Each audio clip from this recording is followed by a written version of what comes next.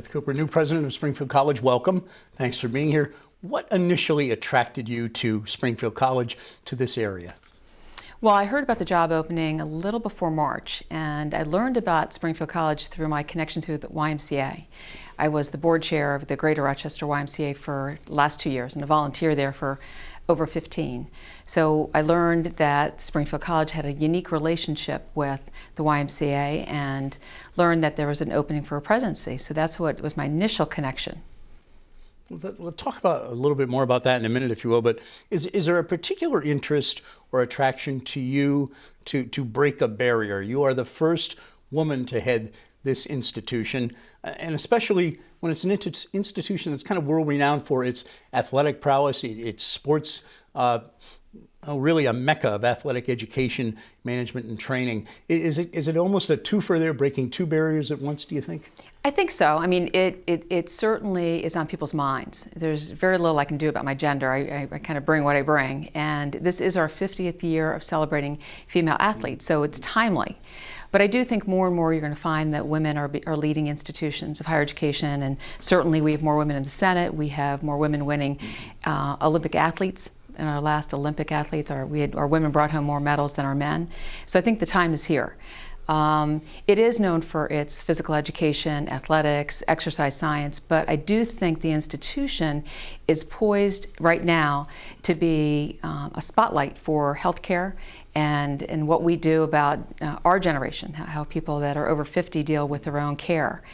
So this is it has great potential. Let me take you, I think, a little bit more in depth on those very interesting comments. Is there a particular challenge to take a place like Springfield College, known as the International YMCA Training School initially? Again, that sense and that identification of a sports-dominated institution, which not an accurate picture, but I think for better or worse, the picture a lot of people have when you say Springfield College. And, with all due respect to that amazing heritage, then getting the word out about the many fine academic programs that you have. Well, you make a good point, and it really is about marketing. And I think that we have not done ourselves a favor by letting our history or our legacy really drive who we are. The reality of it is we have a lot of programs that speak to different areas of education, and certainly exercise science is one of them. So it is a physical education but expanded, more biology, more math, more science. We have a long history in the arts, some areas that we have not done a terrific job putting a spotlight on, and I think we're ready to do that. At least the team is ready to do that. And so I think the community will see a great deal of marketing and putting us less of a regional treasure and more of a national treasure. So that is my kind of goal to our team, to get our name out there, because we know that the demographics in this area are quite a challenge to many of the schools here. So we need to go out to other regions and talk about who Springfield College is and who it'll be, which I think is even the more interesting story. And we want to talk about that as well in a minute or two, but at the same time, you want to balance it all. You don't want to in any way diminish that amazing heritage Springfield College has, the birthplace of basketball. I mean, what a great phrase to have attached to any institution. How do you balance it all? Here's who we are. Here's who we want to be. Yes, we've got this tremendous foundation in history, but try and get people to see that bigger total picture. Well, I think part of it is you want to make sure you stay with your core mission. We are all about educating the mind, spirit, and body in service to others. And if we didn't have that tagline, we probably would pay a marketing firm a lot of money to get it. Right? And so we have a partnership with one of the greatest non-for-profits in the country. If we didn't have that partnership, we would be out looking for it. So I think we have two great strengths to build on. And so the question really becomes, how do you make it relevant? How do you make it ready for 2014, 2015? And I think service is a commodity that the current administration has difficulty trying to identify what is it worth. We want to make sure that people understand that we have citizens. We're educating people for commitment to a community for life, not just during their college years. And I think you'll find that our graduates go out and join communities and are great citizens where they live. And so we need to tell that story a little bit so that people know that a higher education degree isn't just about getting a job, it's about getting a life. I know you've been here, what, 2.5 months? Yes. And boy, what a process it's got to be to come in new to a community and new to an institution that you're immediately expected to lead and inspire new students arriving just as you are But I know you participated in a college day of, and I'm not saying it right, but a day of community service. Humanics, I think it's called. Yes. Officially, you met with the mayor. You want to foster, you've said, and increase Springfield College's involvement in the greater Springfield community.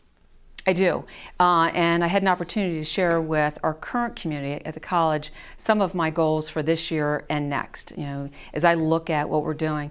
And the city of Springfield is high on my list, I think, for a number of reasons. One, we share the name in terms of Springfield College and sitting right next to the city, but I think we have a responsibility to the city in terms of not just the service our students and our faculty and staff provide, but the stronger Springfield community is, the stronger Springfield College will be. And so we can't turn our back to the city of Springfield. And so I'm very concerned about literacy rates, graduation rates. What are we going to do about that? What does a neighborhood look like? Safety is a priority for us, and it's a priority for the families that live in Springfield. So we share the same goals. Part of it is meeting with the mayor, city council, trying to identify what we both can do collaboratively that will make a difference or an impact.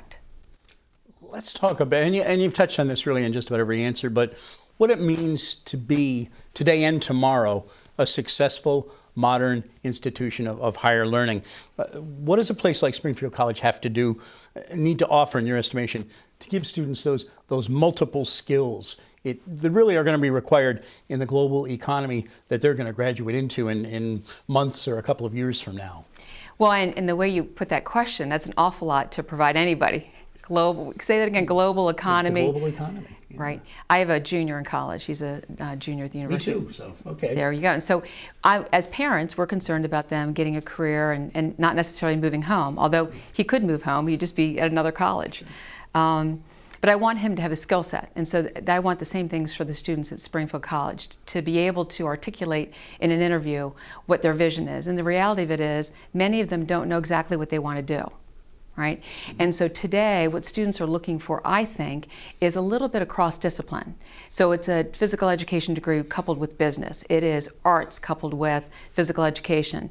They're looking for more dimensions than you and I might have been in college. And so part of it is really opening the curriculum and expanding the academic portfolio so that students can dabble a little bit and not being so rigid in terms of what a major is. Giving them a chance, again, to get a skill set that will make them competitive out in the open market. You were profiled in Business West right after you got here, and I know in that article there's a great phrase that just stuck with me. You spoke to the faculty, and that's such an important thing for a president, to get in line with the faculty at a new institution that they're coming to. You said the future of Springfield College really lies in your hands. What an interesting thing to say, and what a great charge to give them. Well, and it was, and I think it was my second day. Now, you had mentioned I came in probably a day before our new students did. And so I hit the ground running and came in front of the faculty and did not have a lot of comments prepared, except I know that the reality of a place like Springfield College or any of these other fine institutions in the area, it is what we offer that will be the deciding factor on what a student chooses to do in terms of choosing a career. They apply to 10 to 12 different schools, and so they're looking at what does this school offer versus another. And we are only what we offer in terms of the faculty deciding, again, relevant careers, courses that make sense. They've got to brush off their syllabi and make them current. And so when you talk about a global economy, they have to understand what's happening outside of not only Massachusetts, but outside the country. And so I think our faculty are up to it. They leaned in. I saw a lot of nodding. And I think they were surprised with my candor, that I was so direct. And I'm going to give them the resources that they want and need within reason. But that's where we should be investing today, I think, in our faculty at Springfield College and elsewhere, because that's what's going to make a difference. Mary-Beth Cooper, President of Springfield College, thanks so much for spending some time with us. My pleasure. Thank you for having me.